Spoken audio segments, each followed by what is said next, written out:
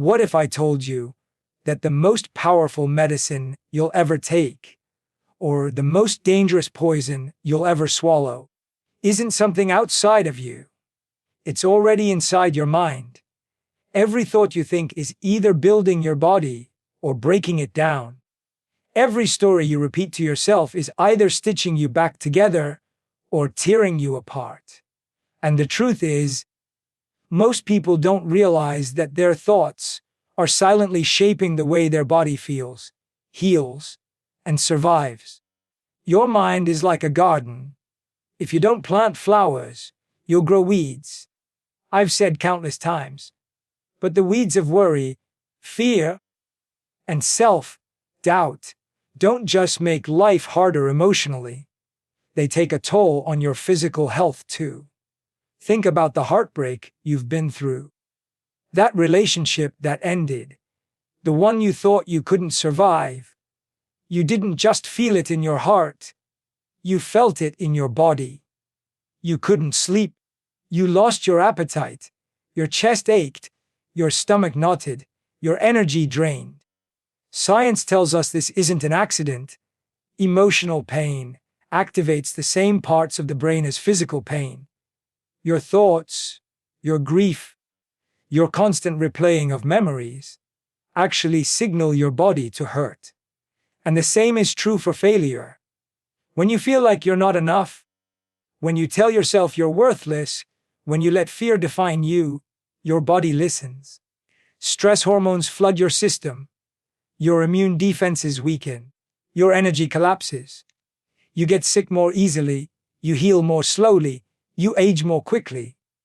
Your thoughts become chemicals, and those chemicals become your reality. Dr. Joe Dispenza explains it this way: every thought you have sends a signal to your brain, and your brain sends that signal to your body. When you think positive, empowering, hopeful thoughts, your brain releases chemicals that restore balance and promote healing. But when you think negative, fearful, destructive thoughts, your brain releases chemicals that damage, suppress, and exhaust your system. The mind isn't just influencing the body, the mind is directing it. And here's where it gets real. If you're someone who spends every day trapped in overthinking, replaying breakups, failures, regrets, then your body is living in that state day after day. You may think it's just in your head, but your body is carrying the weight of every thought you feed it. Don't let your mind bully your body. I remind people who feel trapped in cycles of stress, because the body doesn't know the difference between what's real and what's imagined. When you imagine the worst, your body prepares for it as if it's happening right now. Think about it. Have you ever relived a painful memory and your heart started racing? Or worried about a future that hasn't happened yet and your palms got sweaty? That's proof that thoughts don't just stay in your mind. They live in your body. But here's the hope: just as negative thoughts can harm you, positive, intentional thoughts can heal you. The same way the mind can send signals of stress, it can also send signals of safety, calm, and renewal. Gratitude, love, forgiveness. These emotions release chemicals that lower blood pressure, strengthen immunity, and energize your body. Dr. Joe often says, you can't wait for healing to feel whole. You have to feel whole to create healing. That's the silent power of thoughts. If you choose healing thoughts, your body begins to align with that choice. Imagine two people who both experience heartbreak. One spends months saying, I'll never be loved again. I'm broken. I'm unworthy. Their body absorbs that story. Depression deepens, immunity weakens, energy fades. The other person chooses to reflect, to say, this pain is my teacher. I can grow from this. I am worthy of new love. Their body listens too. Stress lowers, resilience builds, energy returns. Same heartbreak, different story, different body. So let me ask you, what story is your mind telling your body right now? Is it healing you, or is it hurting you? Is it preparing you to live, or is it preparing you to die?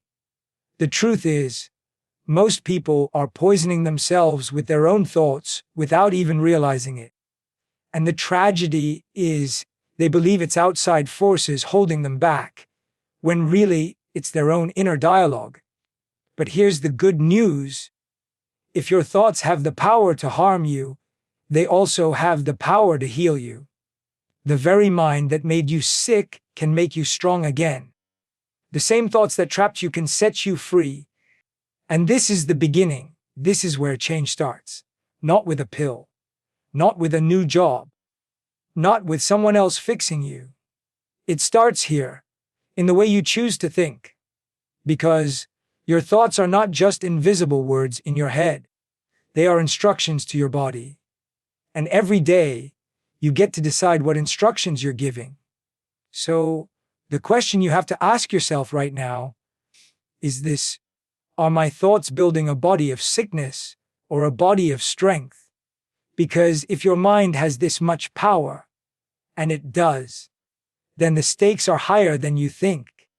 The very way you think is deciding the way you live.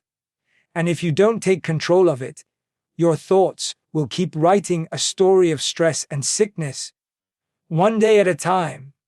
But if you do take control, if you learn to break the cycle, you can change everything. And that brings us to the next truth you need to face. If your thoughts can harm you, then stress is the silent sickness driving that harm deeper every day. And unless you learn how to master it, it will master you. Stress is the great masquerader. It doesn't walk into your life wearing a name tag that says, "I'm here to destroy you." No. It sneaks in disguised as late nights at work, arguments with someone you love, financial pressures, heartbreaks, the constant scrolling and comparing of your life to others. At first, you think it's harmless. Just a little tension, just a little worry. But slowly, stress stops being an emotion and starts becoming your state of being. And when stress becomes who you are, it becomes sickness. Jay once said, "We think stress is just in our head, but it's also in our heart, our gut, our breath. It's in every cell of our body." That's the truth we don't want to face. The overthinking after a breakup. That's not just hurting your mind. It's weakening your immune system. The shame after failure. That's not just in your thoughts. It's spiking cortisol that eats away at your health. Dr. Joe explains it simply: stress is your body preparing for survival. In small bursts, it's healthy. It helps you run, react, protect yourself. But when stress is constant, your body never turns off that alarm. Cortisol floods your system daily. Adrenaline wears you down. Your body steals energy from healing and gives it all to surviving. Over time, your heart weakens, your digestion slows, your sleep disappears, your focus collapses. You start living in emergency mode every single day. Think about the heartbreaks you've been through. You didn't just feel broken inside, you felt sick. Loss made you tired. Grief made you weak. Loneliness made your body ache. That wasn't just on your head. Your thoughts created stress, and that stress reshaped your body's chemistry. Or think about failure. The promotion you didn't get, the business that didn't work, the dream that crumbled. You kept replaying it in your mind. You told yourself you weren't enough. Every thought created stress. Every stress response sent signals of danger to your body. And without realizing it, you were training your cells to live in crisis. Here's the tragedy: many people spend more time living in memories of pain than in the present moment. And because your body doesn't know the difference between real danger and imagined danger, it reacts the same way. If you relive the heartbreak, your body thinks it's happening again. If you rehearse the failure, your body believes you're failing right now. That's why Dr. Joe says, most people are addicted to stress, not because they want to be, but because their body has memorized the emotion of survival. Jay adds, when you live in stress, you can't live in love, and love is the healer. Stress and love cannot share the same space. One contracts, the other expands. One closes your heart, the other opens it. One destroys your health, the other rebuilds it. Science shows us this clearly. Long-term stress shuts down growth and repair. It slows your body's ability to heal wounds, fight illness, and balance hormones. It's why people under constant stress look older, feel weaker, and carry sickness in their bodies. Stress isn't just uncomfortable, it's corrosive. But here's where the contrast becomes powerful. Just as stress can make you sick, peace can make you well. Just as heartbreak can weaken you, love can strengthen you. Just as fear can destroy you, courage can restore you. The person who stays stuck in cycles of stress, replaying heartbreak, reliving failure, fearing the future, writes illness into their body. But the person who learns to shift their mind, who chooses presence over panic, begins to rewrite their biology. So let me ask you, how long have you been living in survival? How many days, weeks, or years has your body been trapped in emergency mode? How many of your health struggles, your exhaustion, your sleepless nights aren't random, but the physical cost of mental stress? This is why mastering your thoughts is not just motivational, it's medicinal. The stories you tell yourself either release chemicals of destruction or chemicals of restoration. Dr. Joe explains that the body can heal itself when it's calm, when it feels safe. That's when growth switches on, when immunity strengthens, when balance returns. But if you never leave survival, if you never escape stress, your body never gets the chance. You're asking your system to sprint forever without rest, and then wondering why it breaks down. Jay once said, you can't heal in the same environment that made you sick. And sometimes, that environment isn't a place or a person, it's your own thoughts. If your inner world is filled with fear, judgment, and negativity, your body lives in that environment. To change your health, you must change your mental home. Imagine two men going through the same breakup. One replays the pain every day, telling himself he's worthless. He lives in stress. His body weakens. The other reflects, learns, chooses gratitude for the lessons, and opens his heart again. He lives in love. His body strengthens. Same event. Different mindset. Different health. This is the line you have to see. Stress is not just something you feel. It's something you feed. And every time you feed it, you're feeding sickness. So if stress can destroy you, if your thoughts can poison your body, then here's the question you must hold on to. Can your thoughts also heal you? Can the same mind that breaks you be the mind that builds you? Because the answer to that question isn't just theory, it's transformation. And it's the truth we need to explore next. If stress can make you sick, then healing must begin where the sickness started, in the mind. Your thoughts, the very ones that tear you down, are the same ones that can lift you up. The same brain that floods your body with stress hormones can flood it with healing chemicals. The difference is intention. The difference is choice. Jay often says, you don't get to choose what happens to you, but you do get to choose how you respond. That choice, repeated daily, is the foundation of healing. Dr. Joe explains it with science. The brain is not fixed. It is plastic. Neuroplasticity means your brain rewires itself based on what you repeatedly think and feel. When you keep thinking fearful, stressful thoughts, you carve deep pathways of survival into your brain. But when you practice gratitude, forgiveness, and peace, you carve new pathways of healing. And those new thoughts create new emotions. Those emotions create new chemicals. And those chemicals signal your body to repair. Think about that for a moment. Your mind is not just reflecting your health, it's directing it. This is why practices like meditation, reflection, and visualization aren't just spiritual fluff. They're medicine. When you meditate, you quiet the storm of stress. When you visualize, you teach your body what it feels like to be healed before it happens. When you practice gratitude, you flood your body with dopamine and serotonin, chemicals that strengthen your immune system and lift your energy.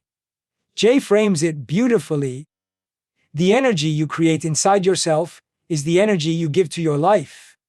If you create anger, you live in anger. If you create peace, you live in peace. And your body is the first place that energy shows up. Imagine a man who has just gone through a painful breakup. He has two choices.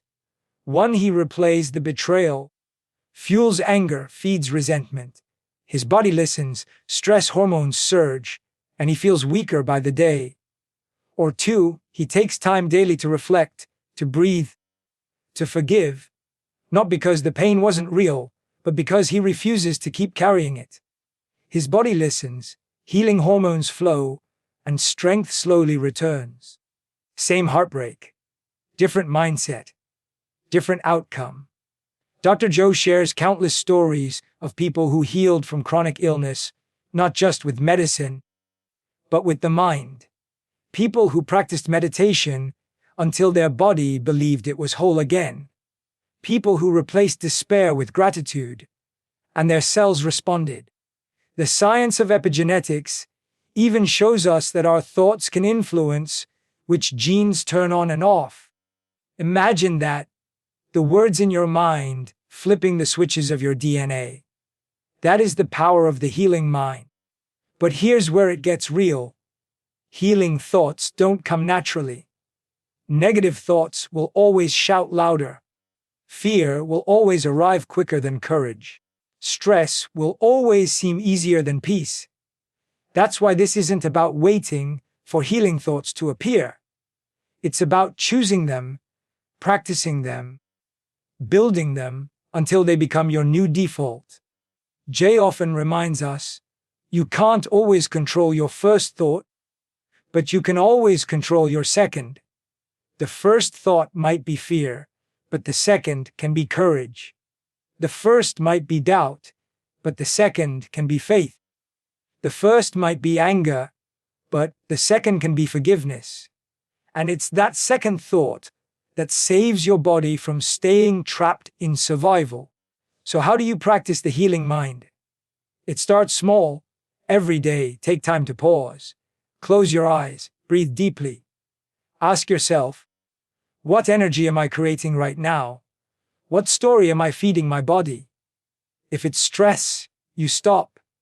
If it's anger, you release. If it's fear, you shift. You replace it with one healing thought, one healing image, one healing word. And you repeat it until your body feels the shift. Gratitude is one of the simplest and most powerful healing practices. Because when you feel gratitude, your body releases chemicals that restore balance. Gratitude shifts your focus from what's broken to what's working, from what's missing to what's present. And that shift doesn't just change your mood, it changes your biology. Visualization is another. When you picture yourself healthy, strong, peaceful, your body begins to align with that image. You're teaching your nervous system a new future instead of replaying an old past. Dr. Joe explains that when your body experiences the emotion of the future you desire, it doesn't know the difference between imagination and reality. It begins to prepare as if it's already true. Forgiveness may be the hardest, but it's also the most freeing. Because holding on to anger is like swallowing poison and expecting the other person to die. Forgiveness doesn't mean what they did was right. It means you refuse to let the wound live in your body any longer. When you forgive, you release the chemistry of stress. You unclench the grip of resentment, and your body finally exhales.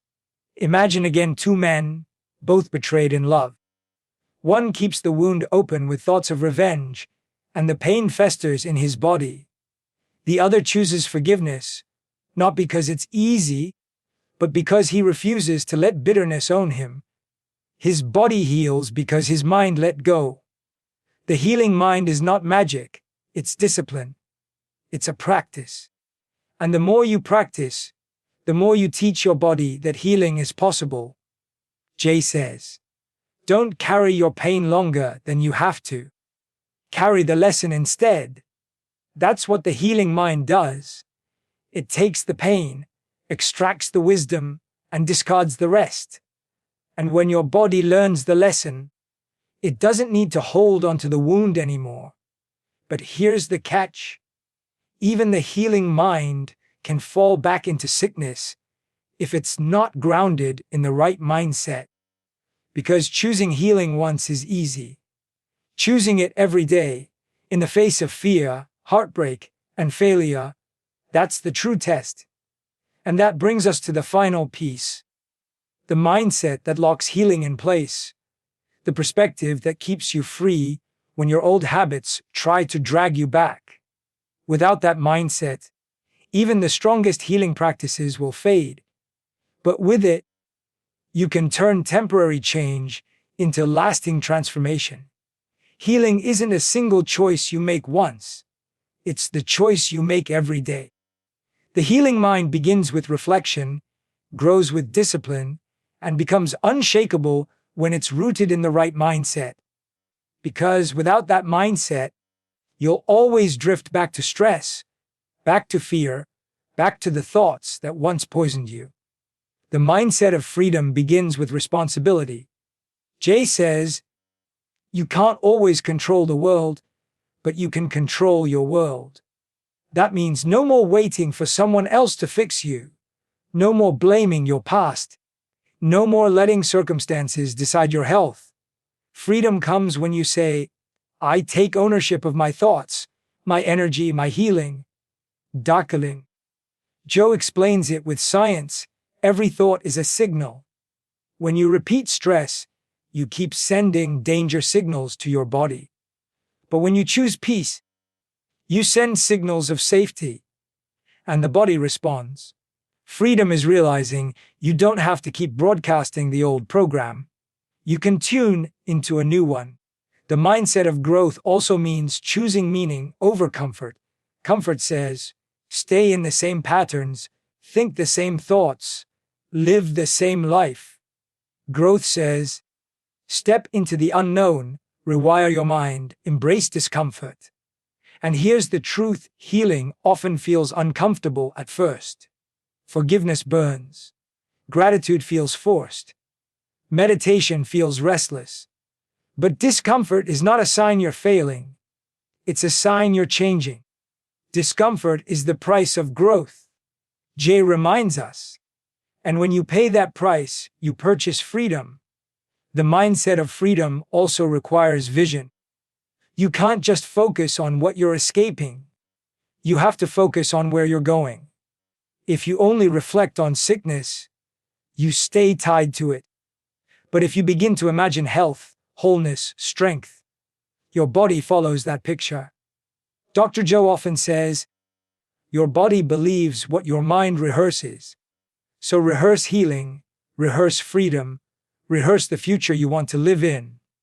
Imagine waking up 1 year from today. Instead of living in cycles of stress, you've practiced peace. Instead of replaying heartbreak, you've practiced forgiveness. Instead of feeding fear, you've practiced gratitude.